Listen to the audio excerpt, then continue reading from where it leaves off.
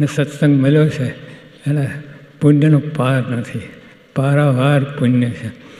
પણ હવે આ બધું થવા જો હીરાનો વેપાર છે, હીરાના વેપારમાં બરાબર માણસ ઘણો કમાય અને જાય તો એક સામટા જાય.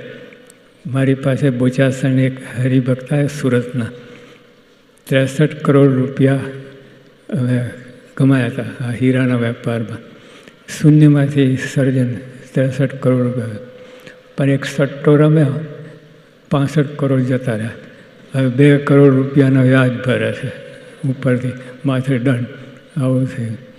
તો જો આપણે આટલી બધી કમાણી કરી, સેવા કરો, ભક્તિ કરો, પુણ્યદાન કરો, વ્રત ઉપવાસ કરો, બધું કરો, પણ જો આ સટ્ટો રમે એટલે આ સટ્ટો એટલે અભાવ ગુણ, અમહિમાની વાતો આ બધું કરીએ તો જાય ને ઉપરથી વ્યાજ ભરવું પડે. આવું થાય.